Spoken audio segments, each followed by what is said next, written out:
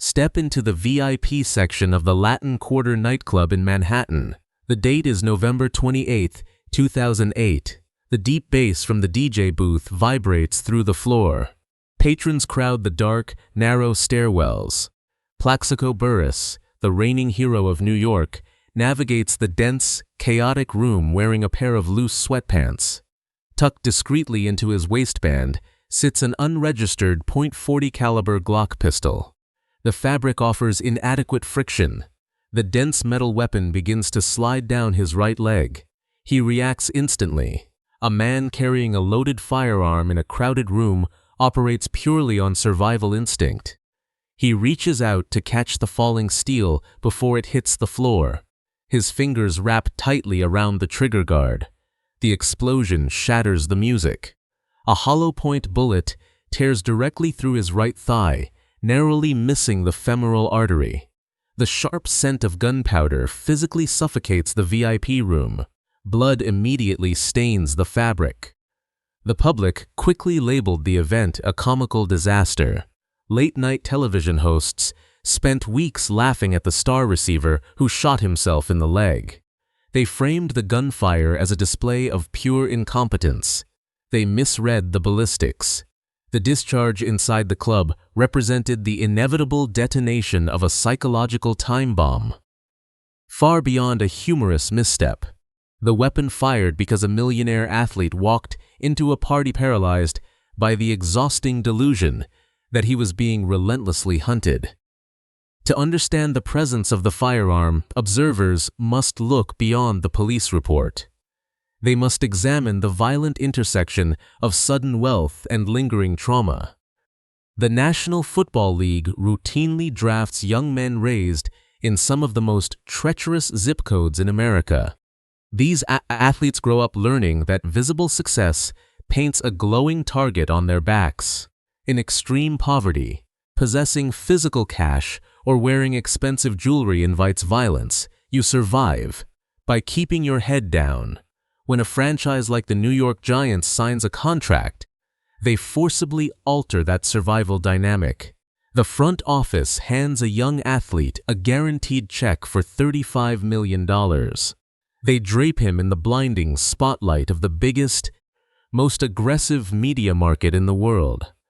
They expect him to display the arrogant swagger of a champion on Sunday afternoons. Yet, when the stadium lights finally shut off and the cameras pack up, the organization offers no protective infrastructure. The league does not provide private armed security details.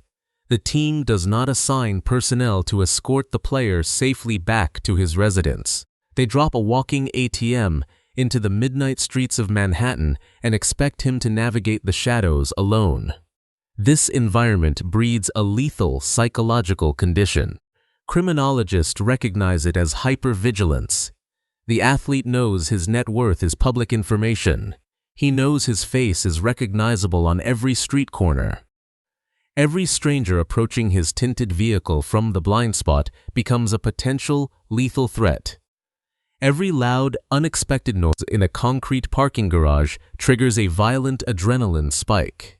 The paranoid brain cannot differentiate between an eager fan enthusiastically asking for an autograph and an armed predator patiently hunting for a diamond watch. The paranoia is rarely without merit. The history of professional sports is continuously littered with the discarded names of athletes robbed at gunpoint outside expensive restaurants or brutally murdered in their own suburban driveways. Sean Taylor died violently defending his home with a machete against armed intruders. Countless other players quietly handed over their customized jewelry and cash in dark alleys just to survive the night without making headlines. The players whisper about these grim events in the locker room. The fear metastasizes. It takes root and weaves itself into their daily waking routine. For Burress, the fear dictated his wardrobe. Walking into a crowded nightclub like the Latin Quarter wearing designer chains required a twisted form of courage. The glaring diamonds signaled his financial status to the room. but they simultaneously broadcasted his physical vulnerability to anyone watching from the dark corners. Tucking the loaded Glock into his waistband served a singular purpose: survival.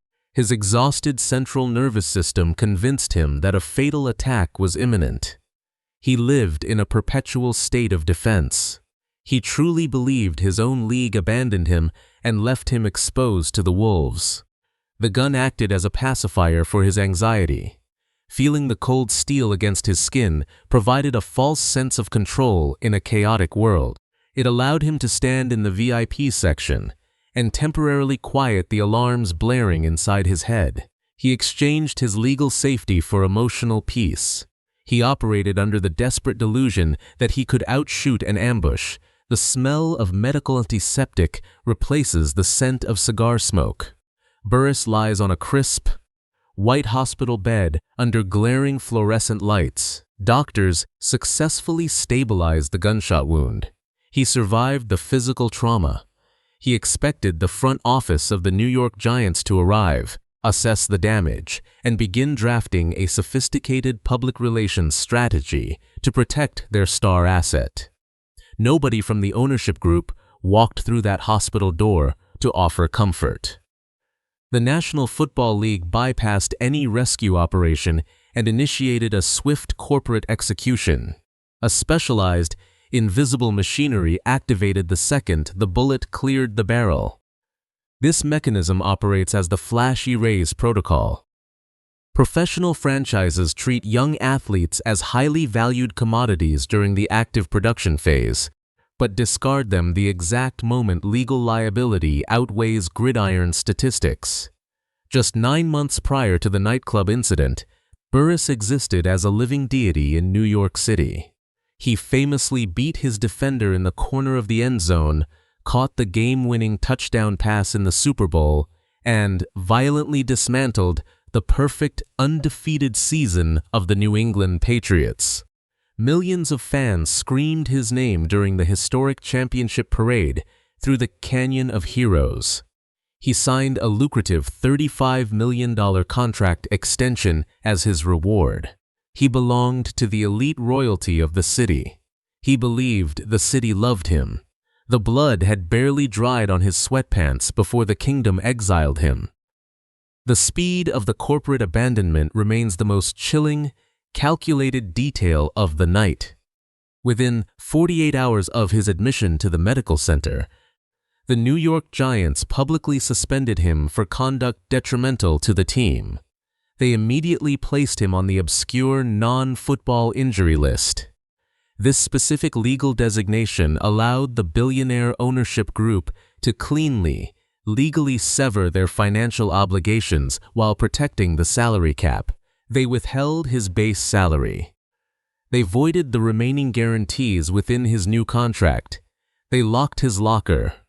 The National Football League functioned precisely like a cold, reptilian organism shedding a damaged scale. They severed the infected appendage to preserve the corporate aesthetic and maintain sponsorships. The league commissioner swiftly deactivated his playing status, ensuring he could not seek temporary employment with another NFL franchise. The ecosystem isolated the wounded host, dragged him outside the gates of the stadium, and left him to bleed out in the unforgiving legal wilderness. His brotherhood vanished. The isolation compounded at the political level. New York City Mayor Michael Bloomberg recognized a rare opportunity to score political capital. The mayor campaigned aggressively on strict gun control platforms. A high-profile, wealthy black athlete committing a firearms violation presented the perfect target.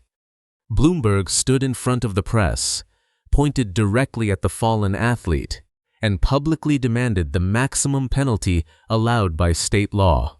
He wanted the Super Bowl hero, sitting in a cold concrete cell, to send a threatening, non-negotiable message to the rest of the vulnerable population. The mayor insisted that fame would not secure special treatment, turning a troubled man into a political billboard. The prosecutor's office denied all requests for leniency. They rejected probationary settlements. They refused to consider his lack of prior criminal history. The local government utilized his immense fame as a weapon to guarantee his incarceration. Burress realized quickly that his diamond-encrusted championship ring offered no protective shielding against the grinding gears of the judicial system. The public watched the rapid, merciless dismantling of an icon on daily news broadcasts. Monday morning sports analysts selfishly debated whether he ruined the Giants' chances of winning a repeating title, ignoring the terrified human being rapidly losing his freedom. The media prioritized fantasy football implications over a man's life. He stood alone in front of a judge, stripped of his uniform, stripped of his team, and stripped of his wealth. The system extracted his prime athletic years, squeezed out a championship parade, and then tossed the hollowed-out shell directly into the penal system without a trace of remorse. The transition from a penthouse to a prison cell provides a brutal study in sensory deprivation. Burress traded the roar of 80,000 screaming fans at Giants Stadium for the suffocating silence of the Oneida Correctional Facility. The dimensions of his new reality measured roughly 6 feet by 9 feet. The custom-tailored suits vanished, replaced by a scratchy, standardized state-issued uniform. The luxury vehicles gave way to a cold, stationary concrete slab. A prison cell forces a man to sit quietly with his thoughts. It offers nowhere to hide. While the physical body remains locked inside a steel cage, the outside world does not stop spinning. The financial apparatus that the athlete rapidly built during his peak earning years continues to operate without him. Unfortunately, a complex portfolio consisting of empty luxury real estate, customized high-end vehicles, and expensive daily maintenance schedules functions exactly like a burning combustion engine. It requires continuous, high-octane fuel to run. It devours cash. The moment Burress walked through the prison gates, the New York Giants severed his fuel line permanently. His earning capacity instantly flatlined. Yet, the aggressive demands on his ledger did not pause to honor his incarceration. The banking institutions holding the mortgages on his sprawling properties still required their monthly payments. The insurance premiums on his fleet of vacant luxury vehicles still arrived consistently in the mail. Crushing property taxes on his vacant estates continued to accumulate. The collection notices stacked up on the outside, and the isolated man responsible for paying them sat helplessly in a concrete box on the inside. The most lethal threat to his financial survival did not come from an extravagant lifestyle. It arrived wearing the badge of the federal government. The Internal Revenue Service operates with a mathematical precision that borders on bureaucratic cruelty. They do not care about a player's psychological trauma or his shattered championship dreams. They willfully ignore the political theater of the local courtroom. The IRS observes only the raw, objective numbers printed on a ledger. Prior to the explosive nightclub incident, Burress possessed millions of dollars in highly taxable sporting income. When the bullet fired and the subsequent astronomical legal fees drained his liquid checking accounts, his ability to properly settle his tax obligations evaporated into thin air. The trap sprang shut. The government assesses financial taxes based strictly on past historical earnings, ignoring the reality of a currently empty wallet. Burress owed the state and federal government a mountain of corporate back taxes. While he sat immobilized on his concrete slab, legally prohibited from seeking employment, the IRS activated their timer. They applied late fees. They layered on exorbitant interest rates. They added aggressive non-payment penalties. A tax debt resembles a patient, stalking predator. It does not sleep when the sun goes down. It grows silently and exponentially in the dark. Every single day, Burress spent locked behind state bars. His financial deficit mathematically expanded. The initial tax debt mutated from a sizable, manageable obligation into an insurmountable, compounding avalanche. The IRS filed formal, aggressive liens against his empty properties. They placed binding legal holds on his few remaining safe assets. The federal government effectively tied a concrete anchor to his ankles while he was already drowning in the deep end of the pool. He watched his empire crumble from a reading room inside a state penitentiary. This represents the invisible, compounding violence of the American penal system for the newly wealthy. The viewing public firmly believes that the physical, spatial confinement serves as the primary punishment. They logically assume the loss of basic daily freedom constitutes the total penalty. They fail to calculate the silent, devastating financial hemorrhage occurring in the background. For a professional athlete, with an exceptionally short athletic earning window, a 2-year prison sentence does not merely pause his lucrative career.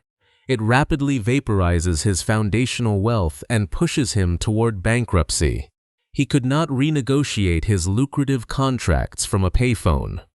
He could not run specialized pass routes in the prison yard to appease the bankruptcy courts.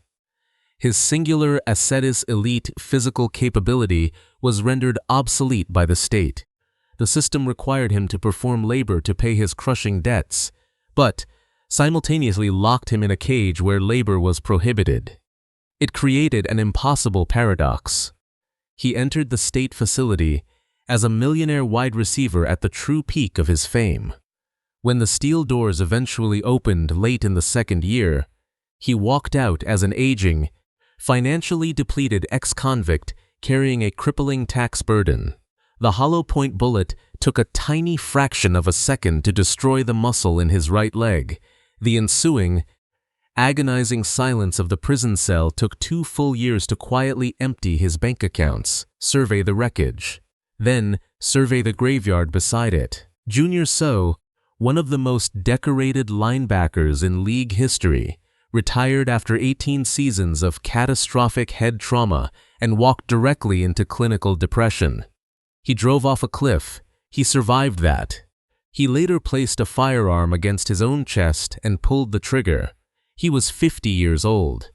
Neuropathologists later discovered severe chronic traumatic encephalopathy saturating his brain tissue.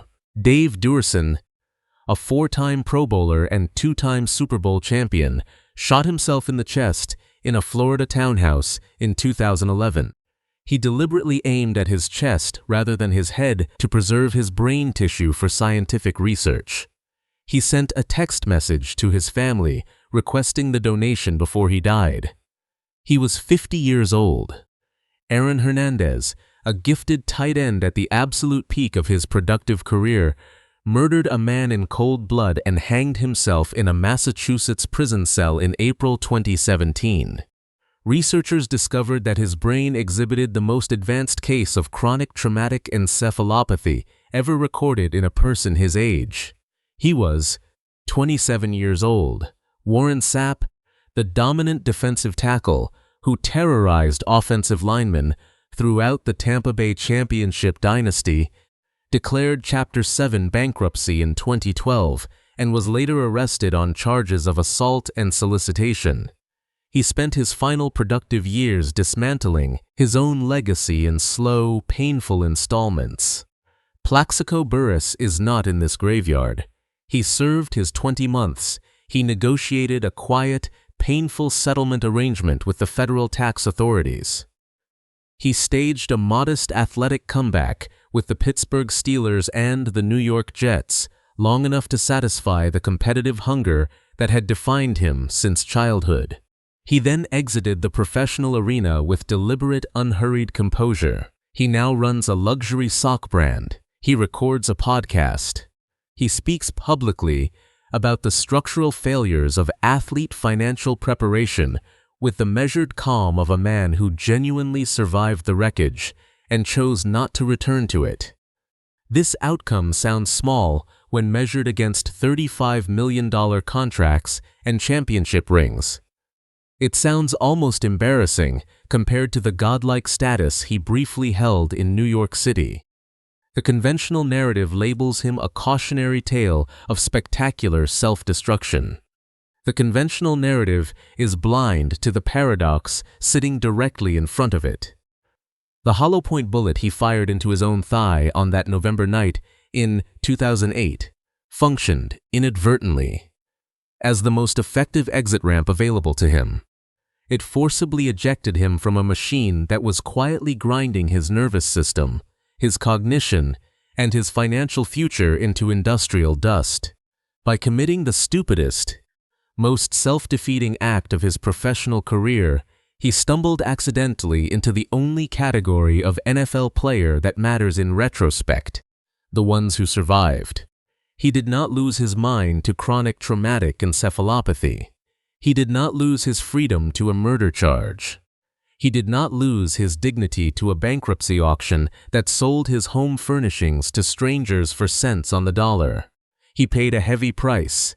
He paid it in public humiliation, in squandered millions, in 2 years of stolen prime athletic years, and in a permanent criminal record that brands him on every background check he will face for the rest of his life.